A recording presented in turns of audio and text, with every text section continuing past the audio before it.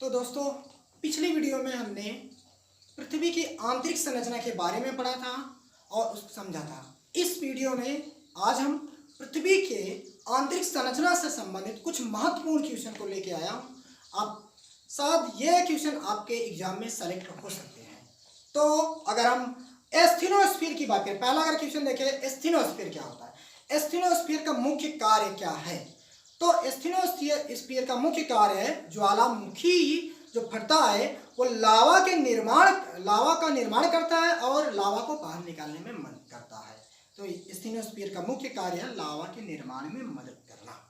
अब दूसरा क्वेश्चन की बात करें तो पृथ्वी के आंतरिक संरचना के कितने भाग, यानी पृथ्वी के आंतरिक संरचना के कितने भाग आपको बताया गया। घनत्व के आधार पर पृथ्वी के आंतरिक संरचना को 3 भागों में बांटा गया है।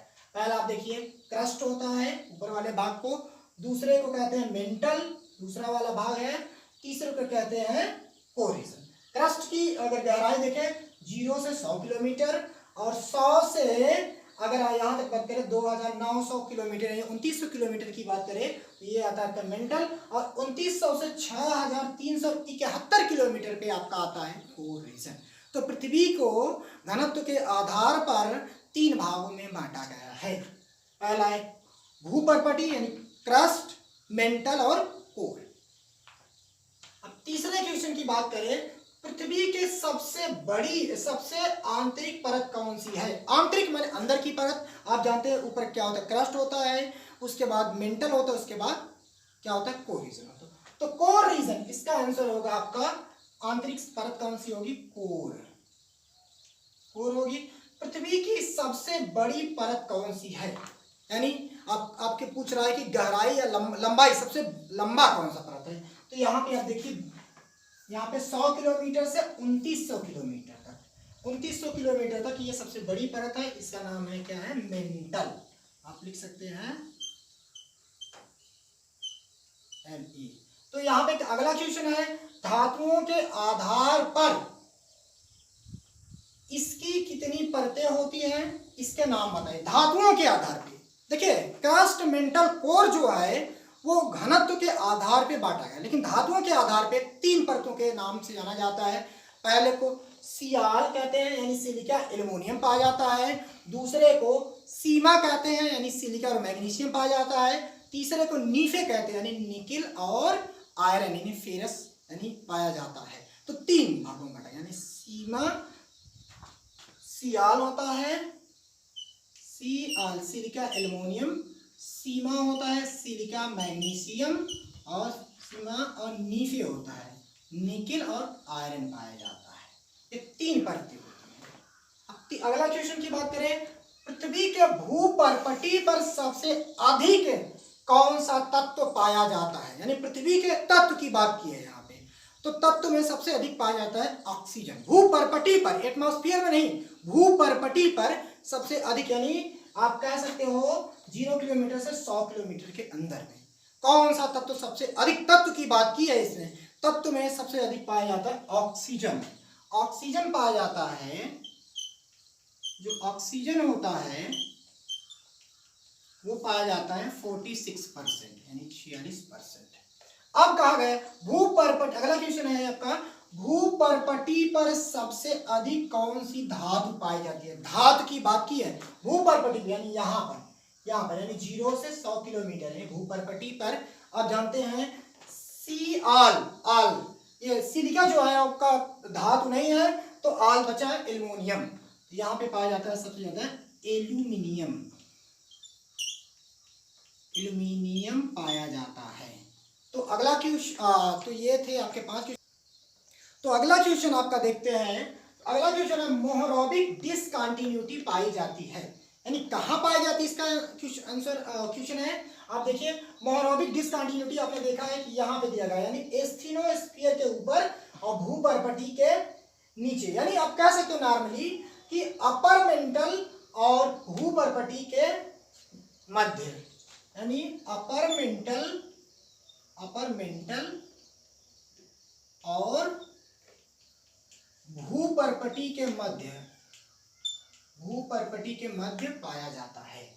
अब दूसरा क्वेश्चन है गुटेनबर्ग डिसकंटिन्यूटी। गुटेनबर्ग जो डिसकंटिन्यूटी है वो क्या करता है, मतलब वो सॉरी ये कहाँ पाई जाती है। तो गुटेनबर्ग डिसकंटिन्यूटी आप देख रहे हैं यहाँ पे है लोअर मेंटल और आउटर कोर में, यानी ये होगा लोअर मेंटल और आउटर कोर में, कोर के मध्य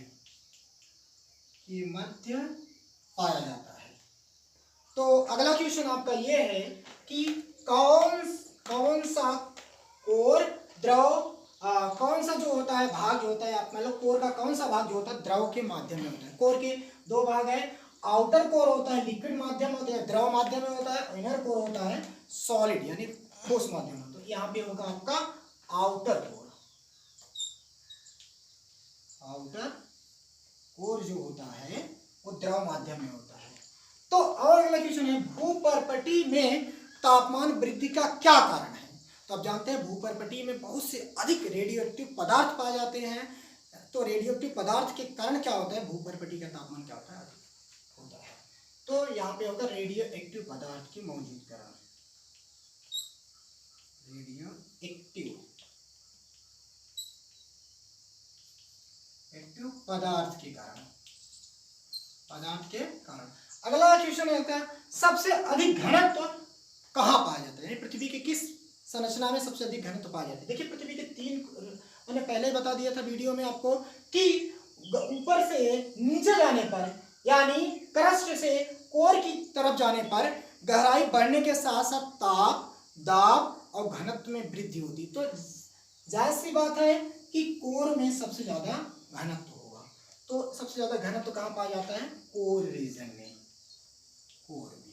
अगला है क्वेश्चन भूपर्पटी में तापमान बढ़ने की दर क्या है। भूपर्पटी में यहाँ पे आपको तीन चीजें बताई गई थी, भूपर्पटी में, मेंटल में और कोर में। भूपर्पटी में 12 डिग्री सेल्सियस, अगर नीचे जाते हैं हम 0 से 100 किलोमीटर के अंदर में जाते हैं तो 12 डिग्री सेल्सियस पर किलोमीटर के हिसाब से बढ़ता है। यानी 1 किलोमीटर गहराई में जाएंगे तो 12 डिग्री सेल्सियस, लेकिन इसमें अगर मेंटल की बात करें यानी 100 किलोमीटर से 2900 किलोमीटर में उसकी दर घट जाती है, यानी 2 डिग्री सेल्सियस पर किलोमीटर हो जाता है। लेकिन अगर हम 2900 से 6371 किलोमीटर के अंदर में जाते हैं तो हो जाता है आपका 1 डिग्री सेल्सियस पर किलोमीटर। तापमान तो बढ़ता है लेकिन उनकी दर क्या होती है, उनकी दर में कमी आ जाती है। तो ये क्वेश्चन पूछा गया है कि भूपर्पटी में तापमान बढ़ने का दर क्या है, 12 डिग्री सेल्सियस पर किलोमीटर। इसका आंसर होगा 12 डिग्री सेल्सियस पर किलोमीटर। अगला क्वेश्चन है पृथ्वी की त्रिज्या कितनी है। तो आप देख रहे हैं यहां से यहां तक पूरे की ये क्या है, आपकी पूरा गोलाकार पृथ्वी है। पृथ्वी जैसे मान लो ये आप पृथ्वी की बात करें तो हमने इसका ये भाग क्या किया है, यहाँ पे बाहर हमने निकाल दिया है।